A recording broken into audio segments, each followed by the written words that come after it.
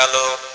ওগো আল্লাহ, যদি তাই হয়, আমার বাড়ি থেকে যদি মুসলিম ধরা পড়ে যায়, কাল কিয়ামতের মাঠে আমি নবীর বেটি ফাতেমার সামনে দাঁড়াতে পারবো না। ইমাম মুসলিম বুঝতে পারলো, চিন্তা করলো আমার জন্য বুড়ি মেয়েটা কষ্ট পাবে। তাই হযরত ইমাম মুসলিম শেরে খোদার শের ছিলেন, বাঘের আওলাদ বাঘ ছিলেন।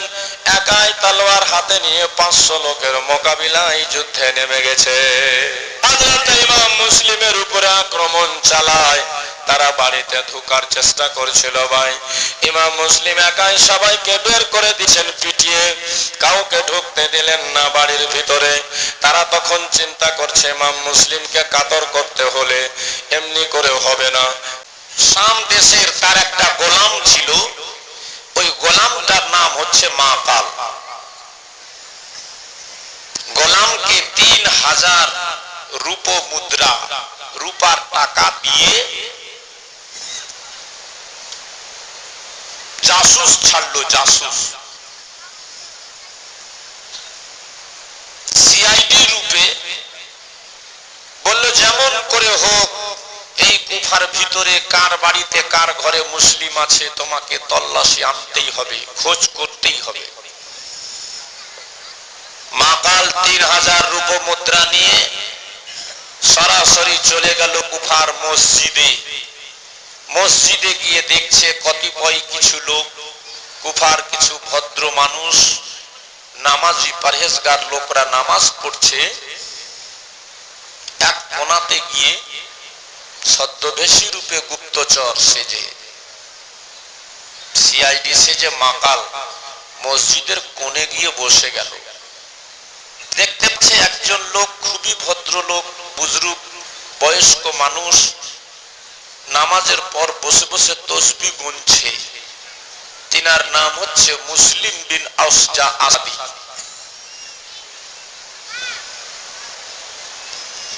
হযরতে মুসলিম বিন আউসজা আসাদি নামাজ সেরে যখন মসজিদ থেকে বের হবেন, তখন এই সিআইডি মাকাল তার সামনে গিয়ে সালাম জানিয়ে দাঁড়িয়ে গেল। এই কে গুদুর গুদুর কথা বলছে রে বাবা?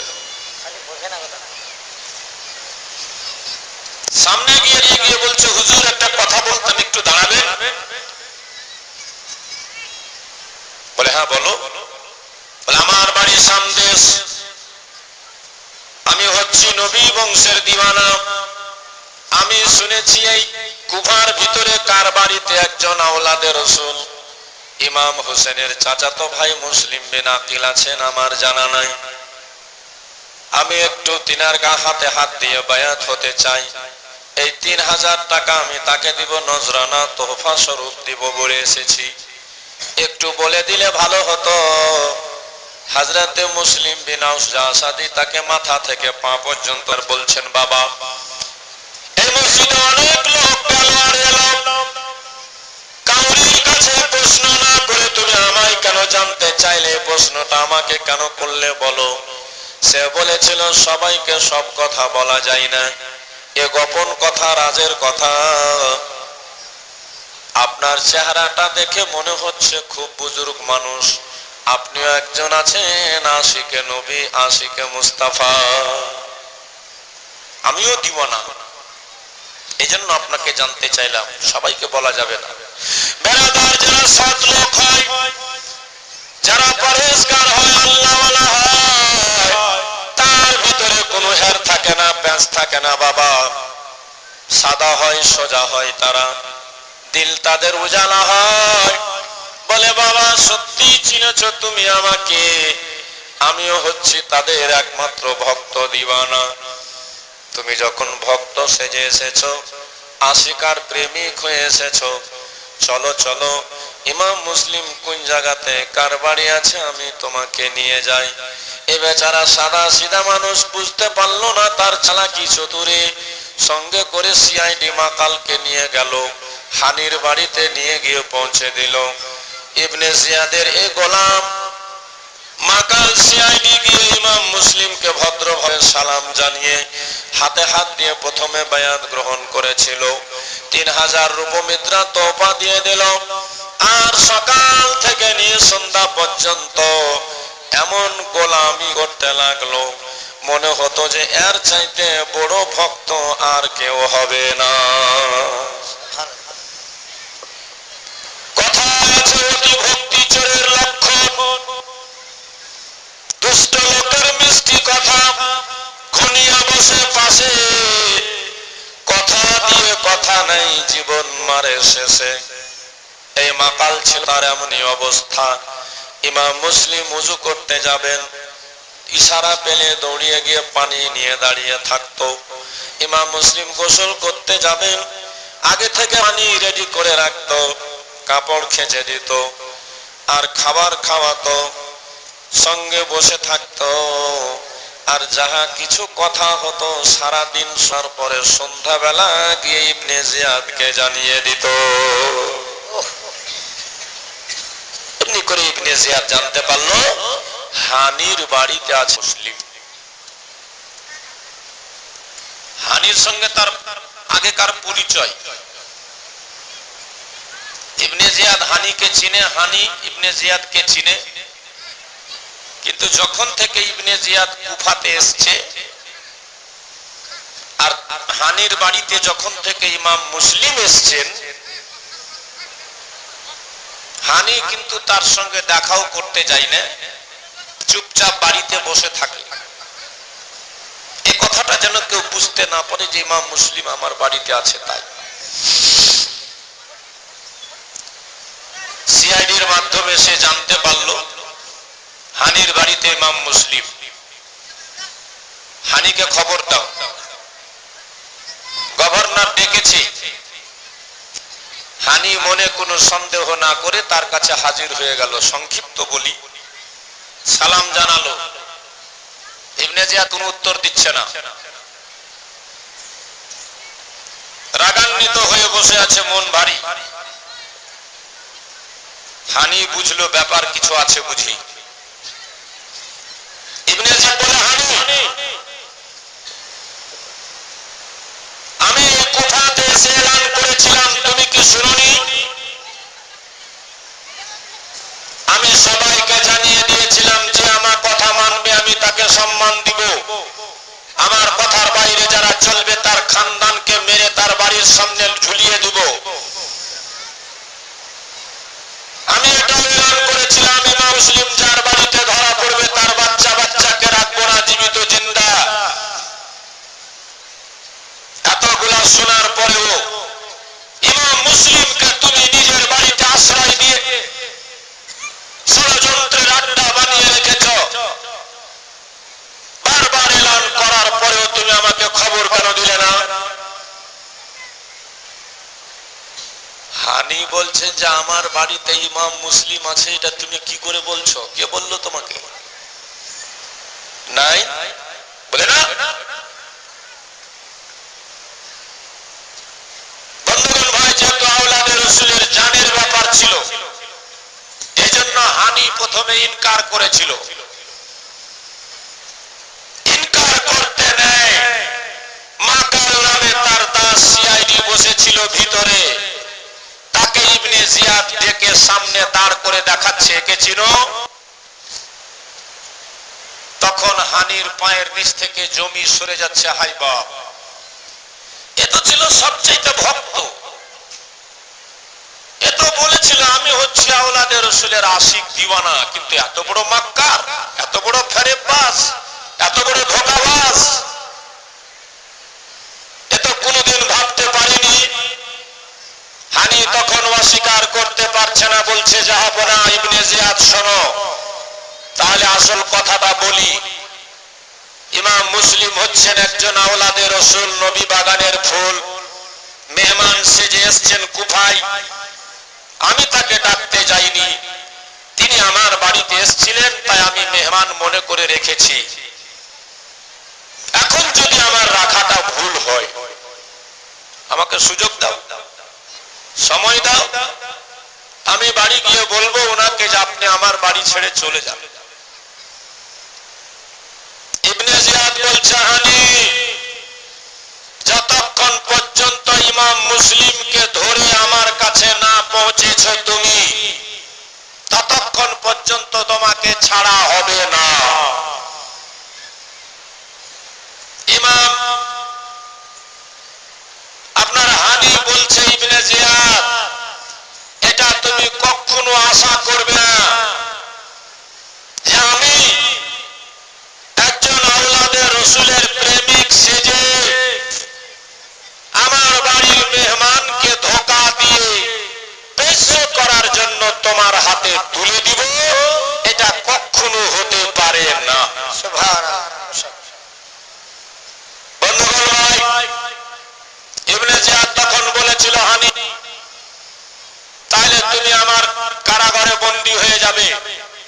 হানি বলেছিল যদি আমাকে বন্দী করা হয় আমার বংশের এক একটা বাচ্চা বাচ্চা তোমাকেও জিন রাখবে না।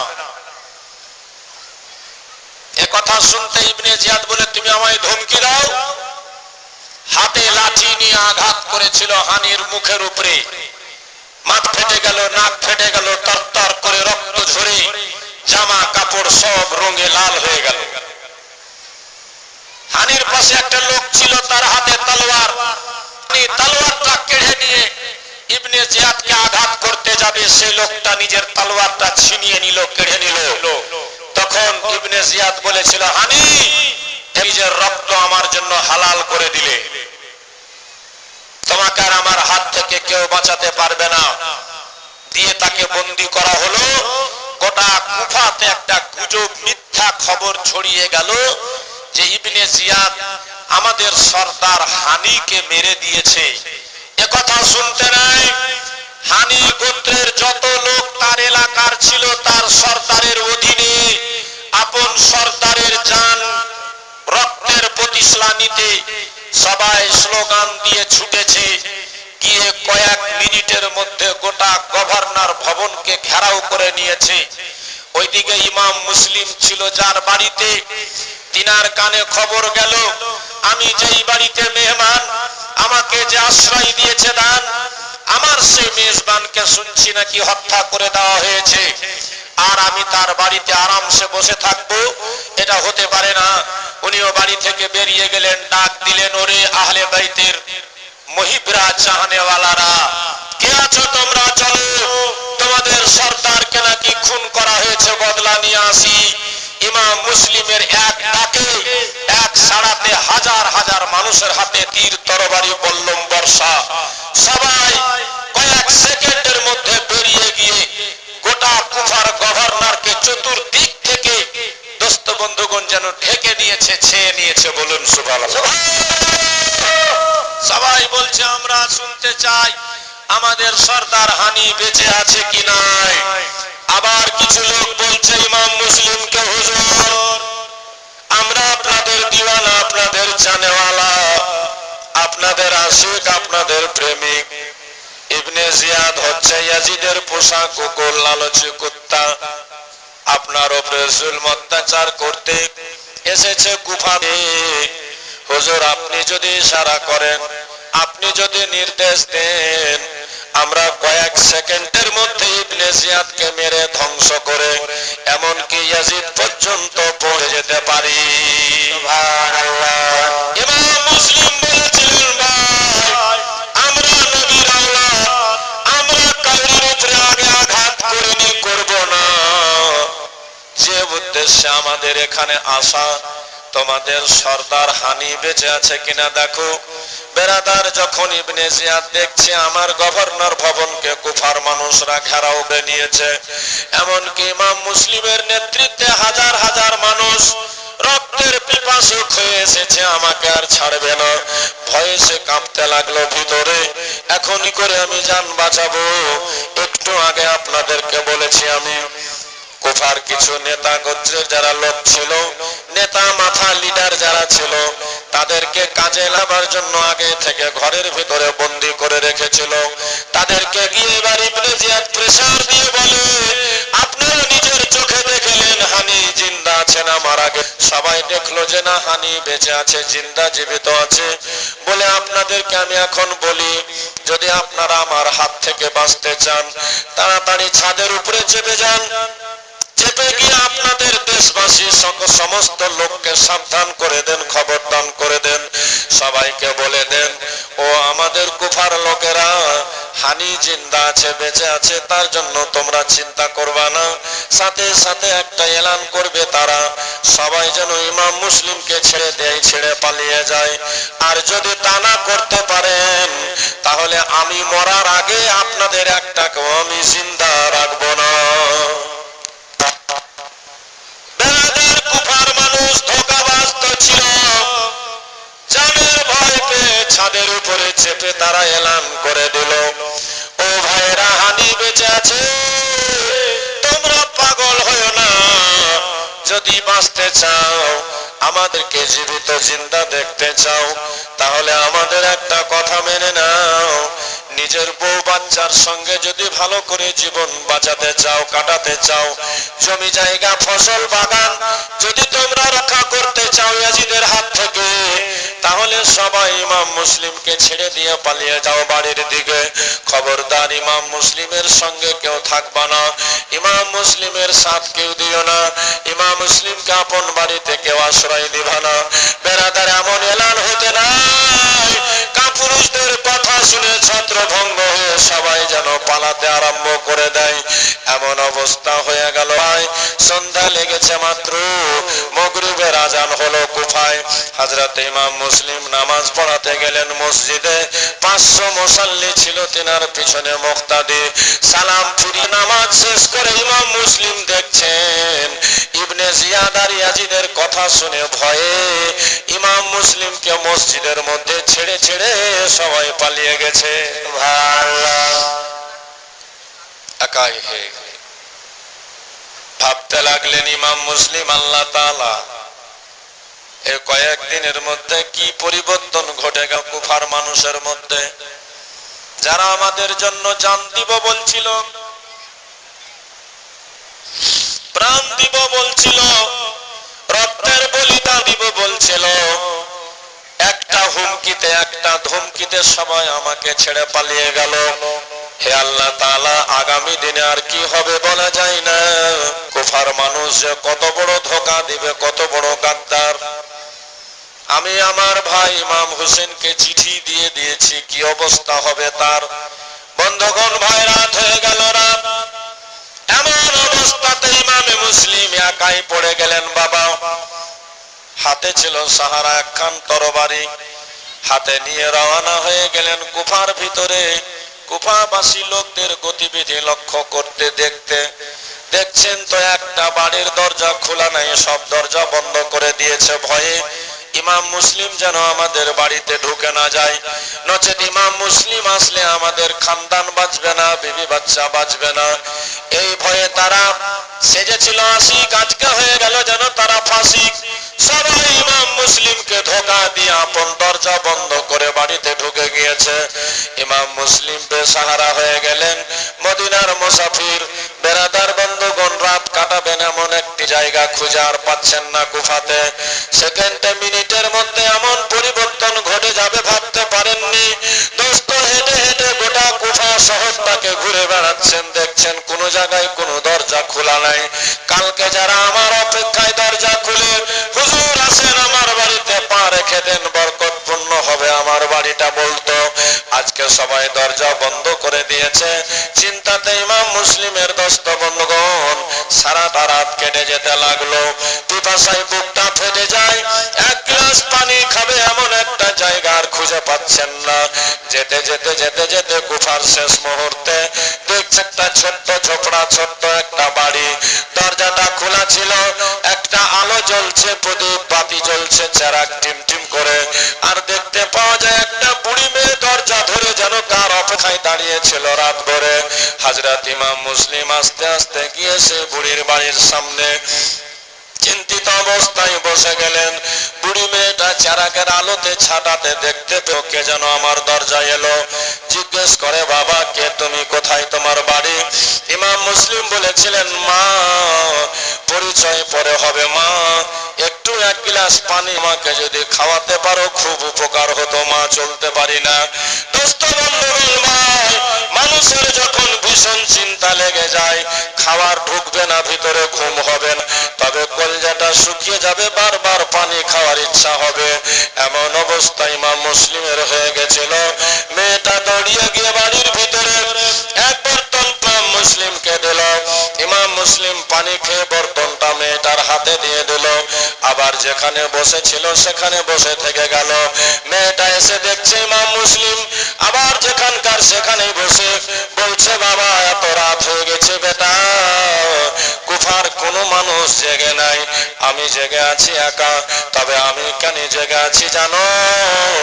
আমার ছেলে বেলাল সরকারি চাকরি করে ওবায়দুল্লাহ ইবনে জিয়াদের দরবারে। আজকে জানো এত রাত হয়ে গেল আমার বেটা বাড়িতে ফিরেনি বলে আমি তার মা বেটার জন্য ঘুমাতে পারিনি। সুবহানাল্লাহ। কিন্তু তুমি কেন জেগে আছো বাবা? বাড়ি যাও, ঘুমাও। পানি চাইলে দিলাম, এখন কেন বসে? ইমাম মুসলিম বলেছিলেন, মা,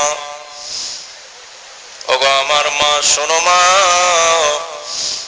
আমি কুফার মানুষ নই মা, মদিনার মুসাফির। ইমাম হোসেন আমার ভাই, আমি ইমাম হোসেনের চাচাতো ভাই, আমার নাম মুসলিম বিন আকিল। মা, বাড়ি যত দূরে থাক, রাত কাটাবো এমন একটু জায়গা আমি আর খুঁজে পাচ্ছি না মা। মেয়েটার মায়া হয়ে গেল, দয়া হয়ে গেল। মেয়েটা বলেছিল, বেটা তুমি আমার বাড়িতে নিঃসন্দেহ চলো, আমার বাড়ির ভিতরে ঢুকে যাও মুসলিম, তুমি নবী বাগানের ফুল আওলাদে রাসূল। আল্লাহ তাআলা আমার মতো গরিব মানুষের বাড়িতে তোমাকে পৌঁছে দিয়েছে বেটা, এটা আমার বিশ্বাস আছে। তোমরা যেখানে রাত কাটাবে সেখানে রাসূলুল্লাহ তশরিফ নয়ন করবে। তুমি যেখানে রাত কাটাবে হযরত আলী চলে আসবে। তুমি যেখানে রাত কাটাবে মা ফাতেমার নজরে করা হবে। বেটা আমি ভাগ্যবতী নারী, তোমার যদি কিছু খিদমত করতে পারি, কাল কিয়ামতের মাঠে নবীর বেটি ফাতেমার সামনে আমার মুখ উঁচা হয়ে যাবে। তাই মুসলিম রে তুমি ইনকার করবে না, বেটা আমার ঘরে ঢুকে যাও। ইমাম মুসলিম একটু আশ্রয় পেল বাবা বুড়ির কাছে। বুড়ি মেয়েটার নাম হলো তুয়া। সুবহানাল্লাহ। এই তুয়া বিবি ইমাম মুসলিমকে নিয়ে গিয়ে বিশেষ ঘরের মধ্যে কামরাতে বিছনা পেড়ে দিল। ইমাম মুসলিম সেই ঘরে বিছনায় গিয়ে বসে গেল। বুড়ি মেয়েটা দুটো শুকনো রুটি আর সবজি নিয়ে এসে ইমাম মুসলিমের সামনে রাখলো। বলে, বেটা তুমি মদিনার মেহমান, কখন খাবার খেয়েছো কিনা? আমার বাড়িতে যা আছে বেটা একটু খেয়ে নে, খা। ইমাম মুসলিম বলছে, মা তোর খাওয়া নিয়ে যা মা, খাওয়া নিয়ে যা। আমি খাবার খেতে পারবো না মা। কেন বেটা, কেন খেতে পারবে না? তোমার চেহারা দেখে তো মনে হচ্ছে তোমার পেটে খিদা আছে, তোমার মনে শান্তি নাই। হে মুসলিম, কেন খাবে না বলো? আমার খাবার কি তোমার পছন্দ হলো না? ইমাম মুসলিম, মা তেমন কোনো কথা নয় মা। মাগো আজ আমি তোমার খাবার এই জন্য খেতে পারবো না মা, আমার সঙ্গে আমার দুটা ছেলে এসেছে। মা, আমি বিশেষ কোনো কারণে তাদেরকে সাথে নিয়ে আসতে পারিনি। এই কুফার এক ভদ্রলোক কাজী সাহেবের বাড়িতে রেখেছি তাদেরকে। আজকে সারাটা দিন কেটে গেল, সারা রাত কেটে যাচ্ছে, তাদের কাছে আমি যেতে পারিনি মা। যেই ছেলেরা আমাকে না পেলে ঘুমাই না, আমাকে না পেলে খাই না, আমি তাদেরকে ছেড়ে কি করে খাবো মা? বলে আমি খাবার খেতে পারবো না। বন্ধুগণ ভাই, বুড়ি মেয়েটা শুনে যেন আরো মর্মাহত হয়ে যায়। কবি লিখেছে, মায়ের মতো আর তো কেউ হবে না, আর তো কেউ হবে না। মায়ের দিলেতে ব্যথা কখনো দিও না, কখনো দিও না। মায়ের মতো আপন দুনিয়াতে কেউ হবে না, মায়ের দিলেতে ব্যথা কখনো দিও না। বুড়ির ছেলে বেলাল আসলো রাত্রিবেলায়, মা তাকে খাবার দিয়ে আবার একবার যায় ওই ঘরে, যে ঘরে ইমাম মুসলিম ছিল। বুড়ি মেয়েটা চাইছে আমার মেহমানটা যেন একটু কষ্ট না পায়, দুঃখ না পায়। বেটা রে, ওগো মুসলিম, যদি তোমার কিছু লাগে বেটা তুমি আমাকে বলবে। সুবহানাল্লাহ, মাশাআল্লাহ। বাড়ি কোথায় দাদা? খাসটোলার ভুট্টু সাহেব 200 টাকা দিয়েছেন। আমিন, জাযাকাল্লাহ। বেলাল দেখতে পেল ব্যাপার কি, আজ আমার মা অস্থির, কেন শান্তি নাই। একবার আমার কাছে আসে, একবার ওই ঘরের ভিতরে যায়, একবার আমার কাছে আসে, একবার ঘরের ভিতরে যায়। বেটা বলে, মা, ও মা, কে আছে, কি আছে ওই ঘরের ভিতরে, তুমি বারবার ঘরে যাচ্ছ মা?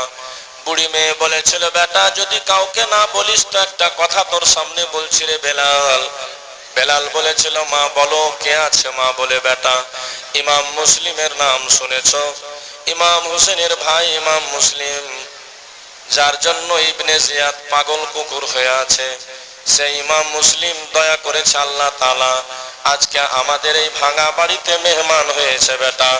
তার মানে আমাদের বাড়িখানা জান্নাতের নমুনা হয়ে গেছে।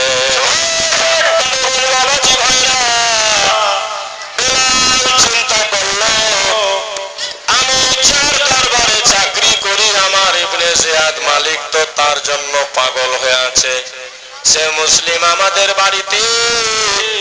ইবনে জিয়াদ বলেছে যে মুসলিমের খবর এনে দিতে পারবে সে অনেক ইনাম পাবে, পুরস্কার পাবে। আমি যদি খবরটা জানাতে পারি অনেক কিছু পেয়ে ভাগ্যবান হয়ে যাব। মনের কথাটা মনে রেখে দিল।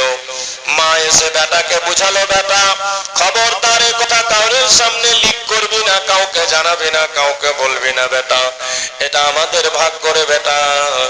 ইমাম মুসলিম হচ্ছে জান্নাতের ফুল, নওয়াসায়ে রাসূল আমাদের বাড়িতে কদম রেখেছেন, আল্লাহ পাক আমাদের কিয়ামতে করবে কবুল। আর একটা কথা শুন বেলাল রে, আমি তোর মা বুড়ি হয়ে গেছি, আমার মাথার চুল সাদা হয়ে গেছে। একটা কথা বলতো বেটা, আজ পর্যন্ত কোনো বেটা মায়ের দুধের দেনা পরিশোধ করতে পেরেছে কি? বলে না, মা পারবে না। এই জন্য তো কেউ বলেছে মায়ের এক ফোঁটা দুধের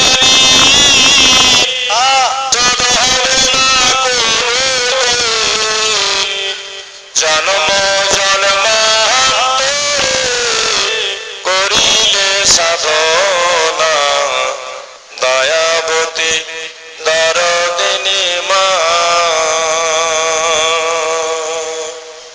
কেউ পারবে না মা, তুমি বলতে কি চাও বলো? বলে, বেটা আমি তোর মা, কাল কিয়ামতের মাঠে দুধের দেনা তোর উপরে রাখবো না। একটা কাজ যদি করতে পারিস বেলাল, আমি তোর মা, হাসরের মাঠে তোর উপরে কোনো দাবি রাখবো না, দাওয়া রাখবো না, নিজের সম্পূর্ণ দেনা পাওনা তোর মা আমি করে দিব ক্ষমা। বেলাল বলেছিল, মা এমন কি কাজ করলে তুমি নিজের হক পাওনা মাফ করে দিবে বলো? মা বলেছিল, বেটা এই মেহমানে রাসূল, আওলাদে রাসূল ইমাম মুসলিমের দুই ছেলে তার সঙ্গে এসেছিল কুফায়, কাজী সাহেবের বাড়িতে সে বলেছে রেখে দিয়ে বেরিয়ে গেছে, আর দেখা করতে পারেনি ছেলেদের কাছে মানুষের কারণে। হে বেটা, তুমি যদি সকালবেলা কালকে ইমাম মুসলিমের দুই ছেলেকে সঙ্গে করে এনে দিতে পারো, তাহলে আমি তোমার মা তোমাকে খুশি হয়ে সব মাফ করে দিলাম দুধের দেনা। বেটা বলছে, মা সকাল তো হোক। বেরাদার একই বাড়িতে আল্লাহর হুকুম দেখেন, মা জান্নাতের আশায় পাগলিনী, মা জান্নাত পাবো বলে দিওয়ানি, মা জান্নাতের আশায় পাগল। আর বেটা চাইছে যে সকাল হলে ইমাম মুসলিমের খবরটা আমি জানিয়ে দিতে পারলে অনেক টাকা পয়সা পেয়ে যাব। একই বাড়িতে মা জান্নাতি, বেটা জাহান্নামী। এ তো ভাগ্যের ব্যাপার, আল্লাহ যাকে বাঁচাবে সে বাঁচতে পারবে। মুসলমান, সকাল হলো, ফজরের আজান হলো, বেলাল চট করে বাড়ি থেকে বেরিয়ে গেল। মা বলে, বেটা দোহাই লাগে তোর বুড়ি মায়ের, খবরদার ভুল করিস না, ইমাম মুসলিমের দুই ছেলেকে যেমন করে হোক নিয়ে আসবি বেটা, আমি তোকে খুব দোয়া দিব, কিয়ামতে খুশি হব তোর উপরে। বেরাদার বন্ধুগণ ভাই, বেলাল তো ছেলেকে আনতে যায়নি, বেলাল চলে গেল, গিয়ে ইবনে জিয়াদের বিশেষ পুলিশের কমান্ডার মোহাম্মদ বিন আসাস ছিল তার নাম, তার সঙ্গে দেখা করে চুপচাপ তাকে গিয়ে বলছে, আপনারা যে মুসলিম খুঁজে বেড়াচ্ছেন তন্ন তন্ন করে, যদি মুসলিমকে ধরতে হয় কোথাও যেতে হবে না, তাড়াতাড়ি আমার বাড়িটাকে গিয়ে ঘেরাও করে নেন, মুসলিম ধরা পড়ে যাবে।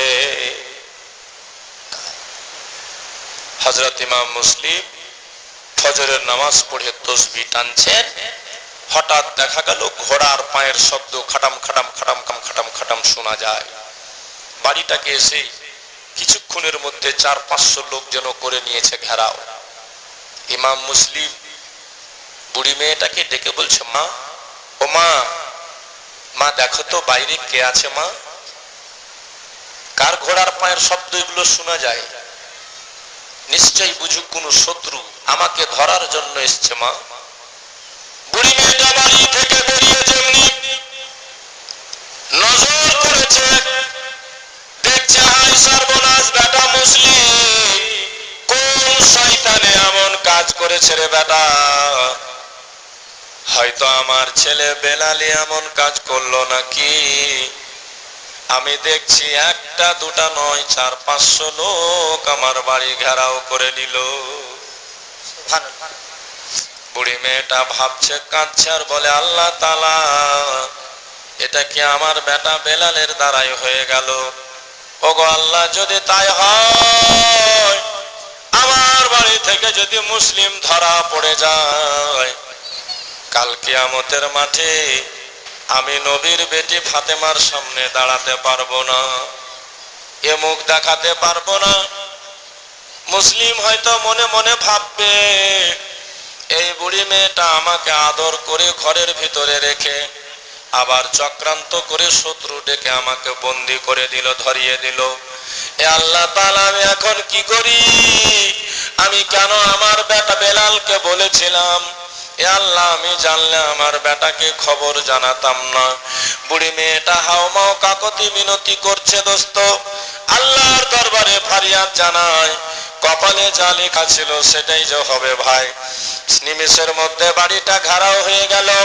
ইমাম মুসলিম বুঝতে পারলো, চিন্তা করলো আমার জন্য বুড়ি মেয়েটা কষ্ট পাবে, তাই হযরত ইমাম মুসলিম শেরে খোদার শের ছিলেন, বাঘের আওলাদ বাঘ ছিলেন, একাই তলোয়ার হাতে নিয়ে 500 লোকের মোকাবিলায় যুদ্ধে নেমে গেছে। সুবহানাল্লাহ। চতুর্দিক থেকে মুহাম্মদ বিন আসাসের সৈন্যরা ঘেরাও করে হযরত ইমাম মুসলিমের উপরে আক্রমণ চালায়।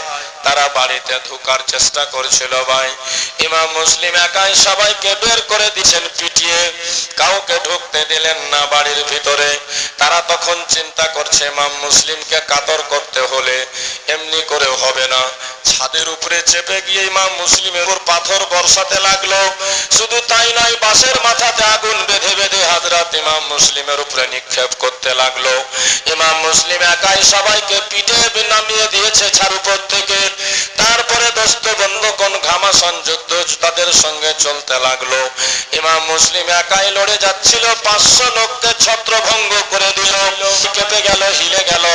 শেরে খোদার শেরের সামনে তারা যেন দাঁড়াতে পারে না। তবুও বন্ধুগণ ভাই, একাই আর কতক্ষণ লড়বেন হযরত ইমাম মুসলিম? যুদ্ধ করতে করতে শত্রু পক্ষ থেকে একজন এমন করে তরবারি মারল, সেই তরবারি এসে ইমাম মুসলিমের নুরানি ঠোঁটে লেগে গেল। ইমাম মুসলিমের ঠোঁট কেটে গেল, উপরের ঠোঁট কেটে গেল, দুটা দাঁত ভেঙে গেল, নিচের ঠোঁট জখম হয়ে গেল, রক্ত পড়ে ইমাম মুসলিমের গোটা দেহ লাল হয়ে গেল। হযরত ইমাম মুসলিম কাতর হয়ে ঘরে পিঠ লাগিয়ে নিস্তেজে দাঁড়িয়ে গেছেন। মুহাম্মদ বিন আসাস তবুও ভয়ে তার হাতে হাত দিতে পারে না, বন্দী করতে পারে না। মুহাম্মদ বিন আসাস বলেছিল, মুসলিম রে, ও ইমামে মুসলিম, তুমি যদি নিজেকে সারেন্ডার করে দাও, আমাদের হাতে তুলে দাও, সঁপে দাও, আত্মসমর্পণ করে দাও, আমরা তোমাকে অভয় দিচ্ছি, আমান দিচ্ছি। আমান দেওয়ার মানেই হলো তোমার কেউ আর কোনো ক্ষতি করতে পারবে না, অভয় দিয়ে দিলাম। হযরত ইমাম মুসলিম তখন তরবারি খানকে খোপের মধ্যে ঢুকিয়ে নিলেন। মুহাম্মদ বিন আশাস এসে ধরে নিল ইমাম মুসলিমকে। ইমাম মুসলিম বলছেন, তোমরা আমাকে আমান দিয়েছো, কথার উপরে টিকে থাকবে তো? যদি না থাকো তো এখনো বলো, আমার ভিতরে যতক্ষণ রক্ত আছে আমি এমনি করে নিজেকে তোদের হাতে সঁপে দিবা না। বলেছিল মুসলিম, আমি যা বলেছি সেটাই হবে, তোমাকে আমান দেওয়া হলো, কেউ তোমার কোনো ক্ষতি করতে পারবে না। ইমাম মুসলিমকে ধরে নিয়ে তার একটা সওয়ারির পিঠে চাপিয়ে দিল। নিয়ে যেতে যেতে পথিমধ্যে রাস্তায় মাঝখানে সবাই তাকে ঘেরাও করে জোর করে কোমর থেকে তলোয়ার কেড়ে নিল, টেনে নিল। হযরত ইমাম মুসলিম বলেছিল, রে মুহাম্মদ বিন আশাস, শুধু কথা বলেছিলে, অভয় দিলাম, আমান দিলাম, আমার মনে হচ্ছে তোমরা আমাকে ধোঁকা দিবে। ধোঁকা? যদি ধোঁকা দেওয়ার ইচ্ছা থাকে এখনো বলো, আমার দেহে যতক্ষণ জান আছে, জানে জান আছে, প্রাণে প্রাণ আছে, আমার দেহে যতক্ষণ রক্ত আছে, আমি তোমাদের হাতে এমনি করে নিজেকে সঁপে দিতাম না। তারা বলছে, মুসলিম তুমি চিন্তা করবা না, আমরা অভয় দিয়েছি, আমান দিয়েছি, তোমার কোনো ক্ষতি হবে না। বেরাদার নিয়ে চলে গেল ইবনে জিয়াদের দরবারে। ইমাম মুসলিমকে গেটে বসিয়ে দিয়ে ভিতরে ঢুকে গেল মুহাম্মদ বিন আশাস। গিয়ে ইবনে জিয়াদকে জানালো, জাহাপনা, ইমাম মুসলিমকে আমরা ধরেছি, তবে এত সহজে বন্দী হতো না, আমান দিয়েছি, অভয় দিয়েছি তাকে, তাই সে নিজেকে সঁপে দিয়েছে আমাদের হাতে। ইবনে জিয়াদ শোনার পরে বলেছিল, হে মুহাম্মদ বিন আশাস, তুমি তাকে অভয় দেওয়ার কে? আমি অভয় দেওয়ার জন্য, আমান দেওয়ার জন্য তোমাকে পাঠাইনি। একটু পরে মুসলিমকে ধরে হাজির করো আমার কাছে। বেরাদার, হযরত ইমাম মুসলিম যেই গেটে বসেছিলেন, দরজায় বসেছিলেন, অনেক লোক অপেক্ষায় দাঁড়িয়েছিল ভিতরে যাব। আবার দেখা যায় দরজার পাশে কিছু মাটির বর্তনে ঠান্ডা পানি রাখা ছিল। হযরত ইমাম মুসলিম পিপাসায় কাতর হয়ে গেছিলেন। লোকদেরকে বললেন, ভাই, আমি একটু পানি খেতে চাই, একটু পানি আমাকে দাও, আমার পিপাসায় লড়তে লড়তে কলেজা শুকিয়ে গেছে, যেন ফেটে যায়। ওই জালিমেরা, দুশমনেরা, ইয়াজিদ নওয়াজ শয়তানেরা বলেছিল, মুসলিম, যতই পানি থাক না কেন আমাদের দরবারে, তোমাকে পানি পান করতে দেওয়া হবে না। আবার কাউরে দয়া হলো, কেউ যেন বলল, আরে কিছু হোক, তবু তো সে একটা মানুষ, মানবতার খাতিরে একটুখানি পানি পান করাতে গেলে কি হবে? ইমাম মুসলিমকে একটা বাটিতে করে পানি দেওয়া হলো। হযরত ইমাম মুসলিম নিয়ে বিসমিল্লাহ বলে পানিটা মুখে লাগালো। বেরাদার বন্ধুগণ, পানি মুখে লাগাতে নাই, মুখ থেকে এত ফিনকি মেরে রক্ত ছুটতে লাগলো। সম্পূর্ণ পানি কয়েক মিনিটের মধ্যে রঙে রক্ত হয়ে গেল, লাল হয়ে গেল। ইমাম মুসলিম পানি ফেলে দিল, আবার পানি দেওয়া হলো। ইমাম মুসলিম মুখে লাগালো, আবার রক্ত ঝরে সম্পূর্ণ পানি রক্ত হয়ে গেল, খেতে পারলো না। আবার পানি ফেলে দিয়ে তৃতীয়বার পানি দেওয়া হলো। যেমনি মুখে লাগালেন, আঘাত এত জোরে লেগেছিল মুখে, যার কারণে দুটা দাঁত ভেঙে পড়ে গেল পানির ভিতরে। ইমাম মুসলিম বুঝে গেলেন, আল্লাহ, আর বুঝি দুনিয়ার পানি আমার ভাগ্যে নাই। বারবার তাই পড়তে লাগলেন, চোখ দিয়ে পানি বেরিয়ে গেল। কেঁদে কেঁদে ইন্না লিল্লাহি ওয়া ইন্না ইলাইহি রাজিউন পড়েছিল। লোকেরা বলছিল, মুসলিম, এতক্ষণ বাহাদুরি দেখাচ্ছিলে, এখন কাঁদছো কেন? ইমাম মুসলিম বলেছিলেন, ওরে শয়তানেরা, জেনে রেখে দে, আমি জানের ভয়ে কাঁদছি না, কাঁদছি একটা কথা চিন্তা করে, আজকে আমার সঙ্গে যে ধোঁকাবাজি তোমরা করছো, দাওয়াত দিয়ে আমাকে ধোঁকায় ফেলেছো, তোমরা বিপদগামী করেছো। আমি কাঁদছি আমার ভাই হোসেনের জন্য। আমার ভাই হোসেনকে আমি চিঠি দিয়েছি, ভাইজান, কুফাতে কোনো ভয় নাই, আপনি চলে আসবেন সপরিবারে। আমার চিঠি পেয়ে যদি আমার ভাই হোসেন চলে আসে, আমার ভাইয়ের সঙ্গে এখানকার মানুষ কি দুর্ব্যবহার না করবে, বলে আমার প্রাণ ফেটে যাচ্ছে। আমার ভাইয়ের সঙ্গে বিবি, বাচ্চা, ছোট্ট ছোট্ট ছেলেরা, কুফার মানুষ, তাদের সঙ্গে কি শয়তানি, কি পারিশান না করবে আমার ভাইজানকে। আমার চিন্তা নাই, আমি নিজের ভয় করছি না রে ভাই। বন্ধুগণ, কিছুক্ষণ পরে ইমাম মুসলিমকে নিয়ে যাওয়া হলো ইবনে জিয়াদের সামনে, ঘরের ভিতরে। ইমাম মুসলিম গেলেন, ইবনে জিয়াদ বসেছিল। ইমাম মুসলিম গিয়ে তাকে সালাম করলেন না। কেউ বলছে আপনি জাহাপনাকে সালাম করলেন না? ইমাম মুসলিম বলছেন, সে যদি আমাকে হত্যা করার মনস্থ নিয়ে থাকে তাহলে তাকে সালাম করে হবেই বা কি? আর যদি সে আমাকে হত্যা না করে তাহলে আমার সালাম কেন, হাজারো মানুষ তাকে সালাম করবে। শোনা মাত্র ইবনে জিয়াদ রাগান্বিত হয়ে শয়তান সিফাত লোকটা বলছে, মুসলিম, তাহলে তুমি জেনে রেখে দাও, এক্ষুনি আমি তোমাকে হত্যা করব, এক্ষুনি খুন করব, আমার হাত থেকে তোমাকে কেউ বাঁচাতে পারবে না। ইমাম মুসলিম বলছেন, সত্যি কি তুমি আমাকে খুন করবে? বলে হ্যাঁ। তাহলে আমাকে একটুখানি সময় দাও। এই তোমার ভরা সভাতে কোন একটা লোককে আমি জীবনের 2-3টা কথা বলতে চাই। অনেক লোক বসেছিল, যাকে ইমাম মুসলিম বলছেন, ভাই উঠাই তো, একটু 2টা কথা বলবো। ইবনে জিয়াদের ভয়ে সবাই ইনকার করে দিচ্ছে যে আমি শুনতে পারবো না আপনার কথা। লাস্টে কুরাইশ বংশের একজন লোক, ইবনে সাদ তার নাম, তাকে বলছেন, কমপক্ষে তুমি তো আমাদের দরদ বুঝবে, একটু আমার কথাটা শুনে নাও। সে মাথা নড়িয়ে দিচ্ছে ভয়ে। ইবনে জিয়াদ বলছে, আরে কথা শুনলে কি হবে, যাও না। ইমাম মুসলিম একটু বাইরের দিকে নিয়ে গেলেন। যাওয়ার পর 3টি কথা বলেছিলেন, খুব গুরুত্বপূর্ণ। সেই 3টি কথা মনোযোগ সহকারে শুনে আর একজন মুমিনের শান কি বুঝেন, মুমিনের পরিচয় কি বুঝেন, আওলাদে নবীরা জীবনের শেষ মুহূর্তে নানা জানের উম্মতকে শিক্ষা দিয়ে গেছেন কি, সেটা শিখেন মুসলমান। নিয়ে গিয়ে সাইডে প্রথম কথা বলেছিল, ভাই 1 নম্বর কথা হচ্ছে, আমি এই কুফাতে এসে একটা লোকের কাছে 700টা টাকা নিয়েছিলাম ধার। লোকটার নাম অমুক, আদায় করতে পারিনি। ইবনে জিয়াদ যদি আমাকে মেরে দেয়, আমার ঘোড়াটা বিক্রি করে আমার পক্ষ থেকে আমার দেনাটা শোধ করে দিও। কাউরির দেনা নিয়ে আমরা নবী পরিবারের লোক দুনিয়া ছাড়তে চাই না, বলুন সুবহানাল্লাহ। কারণ একটা টাকা কাউরির দেনা নিয়ে কেউ যদি মারা যায় ইচ্ছাকৃত, তার 200 বছরের ইবাদত বরবাদ হয়ে যায়। আজকাল মানুষের দেনা নিয়ে ভুলে যায়, দিতে চাই না। কত রকম আটুয়ারি বাটুয়ারি করে খেয়ে কি অবস্থা হবে আপনার ভেবেছেন কোনদিন? আওলাদে রাসূলরা জীবনের শেষে শিক্ষা দিচ্ছেন আমাদেরকে, আমি একটা দেনা নিয়ে মরবো না ভাই, আমার ঘোড়া টোড়া যা আছে বিক্রি করে তুমি আমার দেনাটা শোধ করে দিবে, 1 নম্বর কথা। 2 নম্বর কথা হলো, যদি আমাকে মেরে দেয়, এখানে তো আমার আর আপন দরদি বলে কেউ নাই, আমার লাশটাকে দফন করে দিও। 3য় নম্বর কথা হচ্ছে, আমি আমার ভাই হোসেনকে চিঠি দিয়ে খবর জানিয়ে দিয়েছি, একটু দয়া করে তার কাছে খবর পাঠিয়ে দিও যে মুসলিম আর দুনিয়াতে নাই, সে যেন না আসে।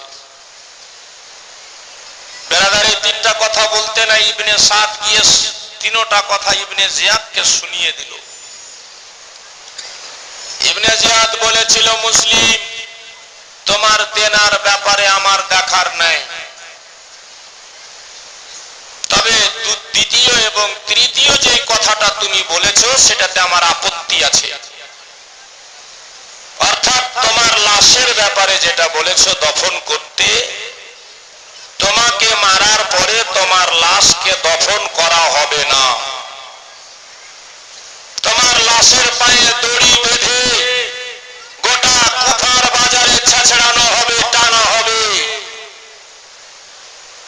আর সবার সামনে এটাই স্লোগান দিবে আমার লোকেরা, হুঁশিয়ার, সাবধান, ইয়াজিদের বিরুদ্ধে যারা যাবে তাদের এই সাজা, এই শাস্তি হবে।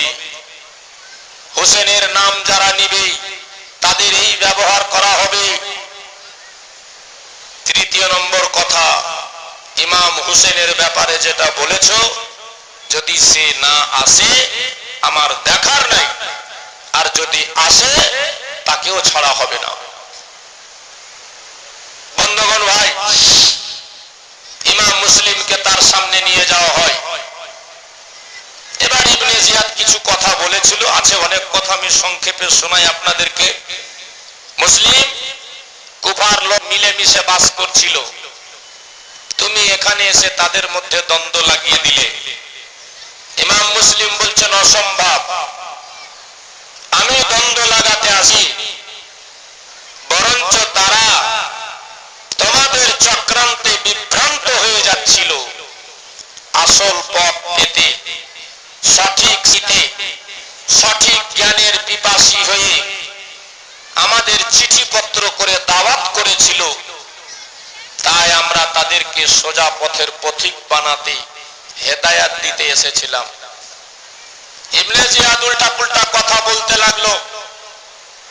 ইমাম মুসলিমও তার সামনে হক কথা তার মুখের উপরে বলে যাচ্ছিল। ইবনে জিয়াদ তখন ইমাম মুসলিমকে ধমকি দিয়ে বলছে, মুসলিম, আমার সামনে কথা বলতে তোমার প্রাণে কি ভয় হয় না? ইমাম মুসলিম বলেছিলেন, শুনো হে, যারা এক আল্লাহকে ভয় পায় তারা দুনিয়ার কোন শক্তিকে ভয় পায় না। ইবনে জিয়াদ বলেছিল, মুসলিম, তুমি কি জানো না আমি এক্ষুনি তোমার শিরচ্ছেদ করব, মাথাটা কেটে নিব?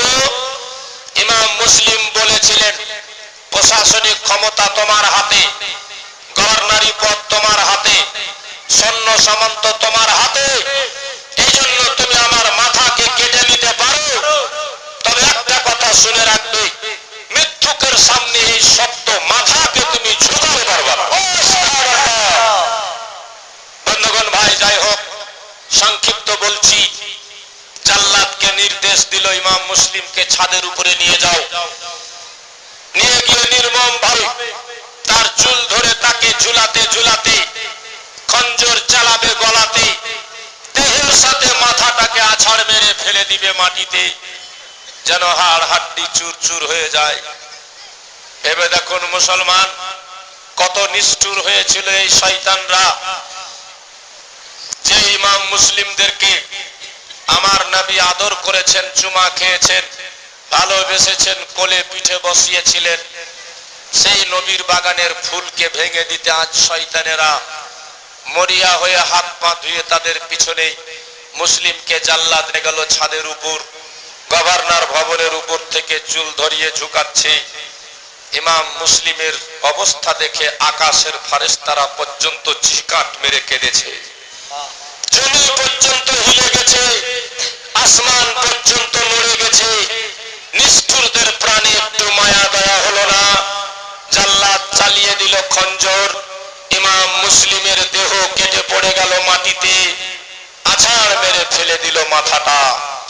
দোস্ত বন্ধুগণ ভাই, তারপরে জাল্লাদ মাথা ইবনে জিয়াদের দরবারে হাজির করলো। ইবনে জিয়াদ ইমাম মুসলিমের কাটা মস্তক নুরানি মাথাকে সামনে রেখে দিয়ে চেয়ারের উপরে বসে হাতে একটা লাঠি নিয়ে ইমাম মুসলিমের মুখে লাঠিখান রেখে দিয়ে বাড়ি মারছে, আর বলছে, মুসলিম, এতক্ষণ তো খুব টপর টপর করে কথা বলছিলে, এখন তোমার কথা বন্ধ হয়ে গেছে, আর তোমার কোনো শক্তি চলবে না। এমন ব্যবহার দেখে অনেকের প্রাণ ফেটে চোখ দিয়ে ঝরঝর করে পানি পড়ছিল, ভয়ে কেউ প্রকাশ করতে পারছিল না। হঠাৎ দেখা গেল দূরে দাঁড়িয়ে মুখে পর্দাবৃত অবস্থায় একটি বুড়ি মেয়ে, যেই বুড়ির মধ্যে হাঁটার শক্তি নাই, চলার শক্তি নাই, লাঠির উপরে ভার দিয়ে কোমরটা বেঁকা, এই বুড়ি মেয়েটা এসে বিরাট বড় চিৎকার মেরে আঘাত করে ইবনে জিয়াদকে বলেছিল, রে শয়তান, ওরে অমানুষ, ওরে জানোয়ার, লাঠিটা টেনে নে। কারণ কার মুখে তুই লাঠি রেখেছিস তুই জানিস না রে শয়তান। কমসে কম পার্থিব্য ভদ্রতাকে বিসর্জন দিস না, জানিস না এটা কে? এটা আমার নবীর খানদান,